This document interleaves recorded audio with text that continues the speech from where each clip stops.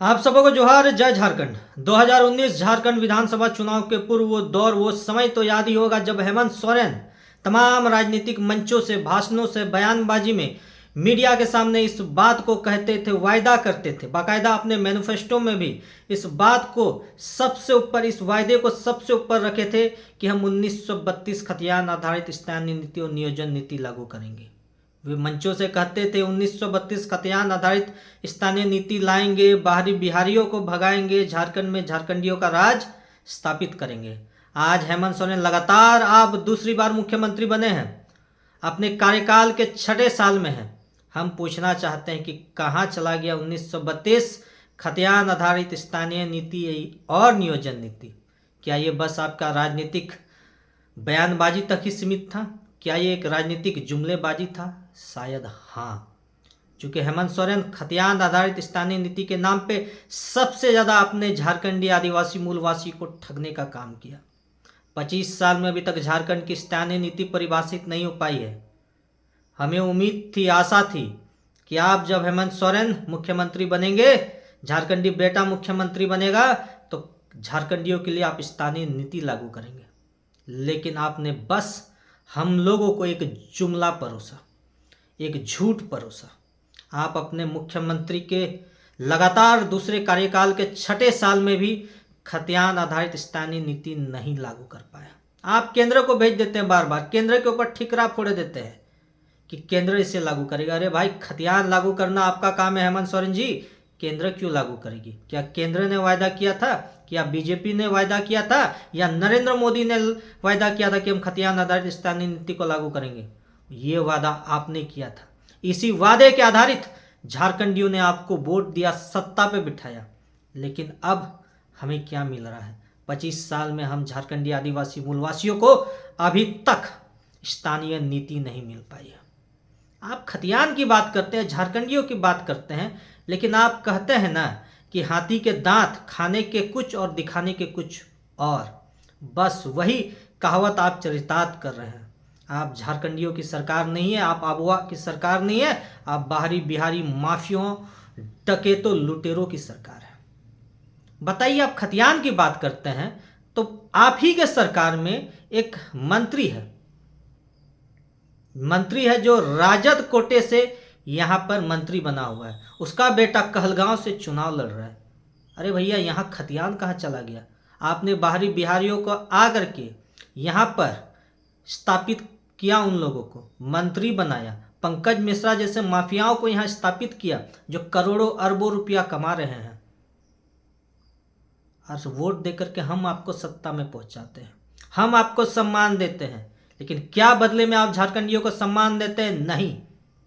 आपने संजय प्रसाद यादव, राजद कोटे से एक व्यक्ति को यहाँ बैठा करके मंत्री बनाया, उसका बेटा बिहार में जाकर के चुनाव लड़ रहा है। बताइए, कहाँ गया आपका खतियान वाला नीति? ये कौन से खतियानधारी है भाई? पंकज मिश्रा भागलपुरिया आकर के झारखंड में राज कर रहा है, झारखंडियों को मार रहा है, आदिवासियों को मार रहा है, हमारे खनिजों को बेच रहा है। लेकिन मुख्यमंत्री साहब, आपके मुंह में अभी दही जम जाता है क्या? खतियान के नाम पे आपने सिर्फ ठगने का काम किया, ढकोसला परोसने का काम किया, आपने झारखंडियों को लूटने का काम किया हेमंत सोरेन। ये दोगली नीति आखिर काहे हेमंत सोरेन जी? अब आपका चाल, चरित्र और चेहरा झारखंडी भाली भांति पहचान चुके हैं। आप सत्ता के लालच में, पैसे के लालच में, कुर्सी के लालच में अपना स्वाभिमान, अपना आत्मसम्मान, अपना इज्जत सब बेच डाले हैं। जिन लोगों से लड़ करके, जिन विचारों से लड़ करके, जिन विचारों से लड़ करके शिबू सोरेन ने अलग झारखंड राज्य दिलाया, आज उन्हीं लोगों के साथ गठबंधन करके आप उनको यहाँ मंत्री, विधायक बना रहे हैं, सत्ता पे काबिज हुए हैं। जिस लालू प्रसाद ने कहा था कि मेरे लाश पर झारखंड बनेगा, आज वही लालू प्रसाद यादव की राजद पार्टी के साथ गठबंधन करके आप यहाँ झारखंड में सरकार बना रहे हैं। बड़ा विडंबना है, बड़ा दुर्भाग्य है कि आप बेवकूफ़ अपने ही लोगों को बनाते हैं जो आपको वोट करके सत्ता में पहुंचाते हैं। इतनी भी क्या ललसा, इतनी भी क्या लालच कुर्सी की हेमंत सोरेन जी? आपने उन लोगों को यहाँ स्थापित किया, मंत्री, विधायक, सांसद बनाया, बाहरी माफियाओं को यहाँ स्थापित करके करोड़ों अरबों रुपये कमाने के लिए दिलाया। लेकिन जब आप ही बिहार में जाते हैं कि मुझे सीटें चाहिए इस बार बिहार विधानसभा चुनाव में, तो आपको उल्टी मुंह की खानी पड़ी। लेकिन आप में तो आत्मसम्मान है नहीं, जरा भी इज्जत नहीं बचा है कि आप इन लोगों को यहाँ से बाहर खदेड़ दे, भगा दे, निकाल दे। आपको तो सत्ता और पैसा की लालच की खुमारी इतनी चढ़ी है हेमंत सोरेन जी, आपको सत्ता और पैसा के आगे कुछ नहीं सूझता है, कुछ नहीं दिखता है। बताइए, आप इस बार हाथ फैला करके बिहार विधानसभा चुनाव में गए थे कि हमें 6 सीटें दीजिए।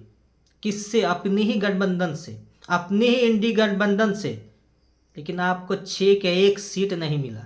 अरे कुछ तो अपना लिहाज कीजिए, गुरुजी के बेटे हैं। गुरुजी ने इन्हीं लोगों के साथ, इन्हीं बिहारियों के साथ, इन्हीं विचारों के साथ लड़ करके, संघर्ष करके हमें झारखंड दिलाया। कैसे लिया झारखंड? लड़ के लिया झारखंड, संघर्ष करके लिया झारखंड।